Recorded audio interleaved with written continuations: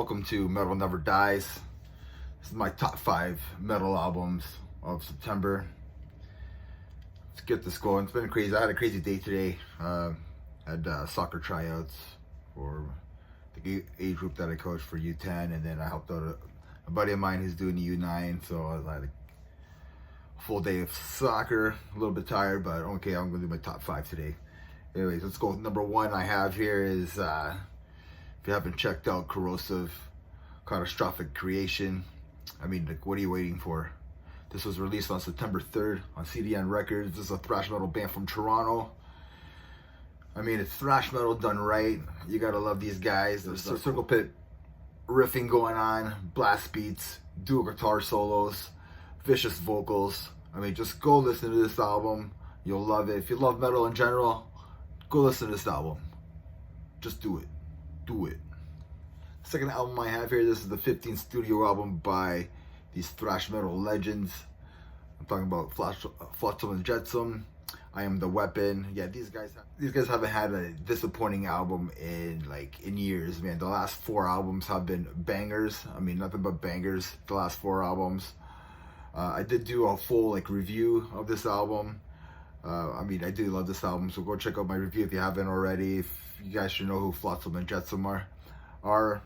Great band, great thrash metal band, underrated. If you haven't checked out that album yet, please do so.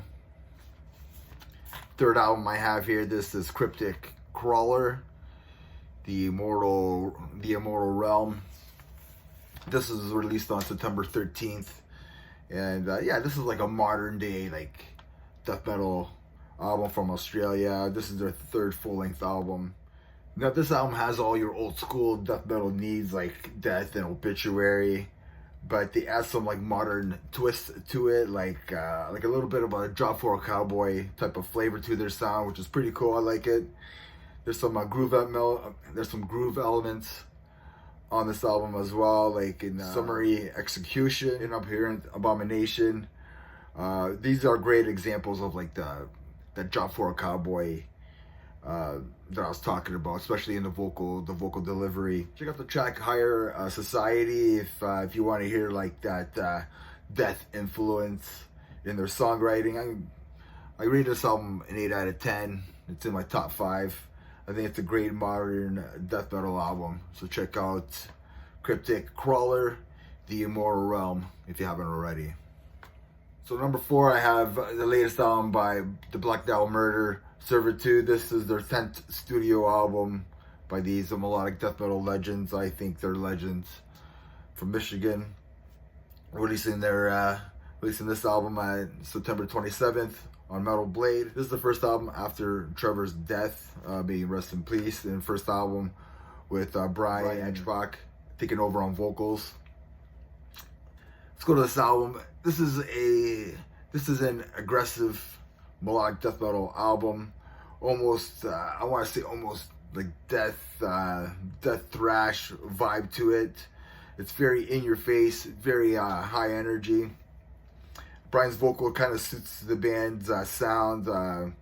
You know, there is moments that he does sound like Trevor, which is pretty cool. But I think he kind of sounds like Davies from Job for a Cowboy, and some of his just the way that he sounds, his vocal sounds, I guess, vocally, that's the way that he sounds like to me.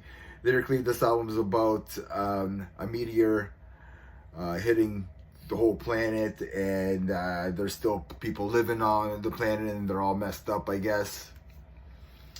I really like this album. I think it deserves to be on my top 5 albums of the month. I mean, will it make it to my end of the year list? I do really like this album. I do like the singles that they released on this album, like Aftermath, and what was the one? Mammoth, something about a mammoth.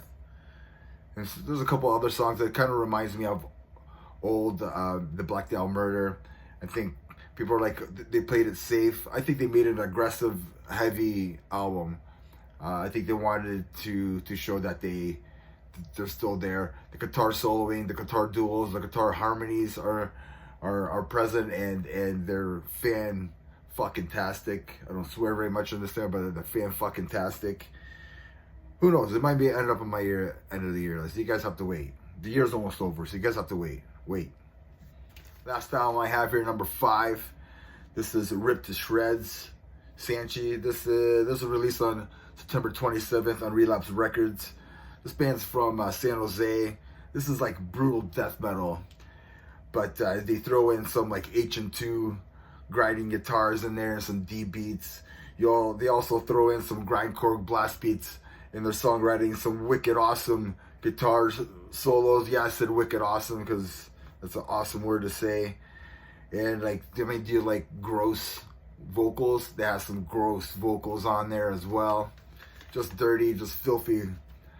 That's how you should like death metal, right? So it's brutal, it's extreme. I think this is an awesome album. This might even make it on my end of the year list. It deserves to be in my top 5 for sure of this month. So if you're a fan of like Entomb meets Dying Fetus, I think you will love this album. I think it might end up in a lot of people's end of the year list, to tell you the truth. So albums I'm looking forward to in October. October 4th we have Blood Incantation, Absolute, Elsewhere on Century Media. Also on October 4th we have Undeath, More Insane on Prosthetic Records. October 11th we have The Crown, Crown of Thorns on Metal Blade. And then on October 25th, Enforce is releasing an EP, A Leap into Dark on Century Media. And also on October 25th, we have Fit for an Autopsy, The Nothing That Is on Nuclear Blast. And remember everybody, you guys have a blast of a weekend. Yeah.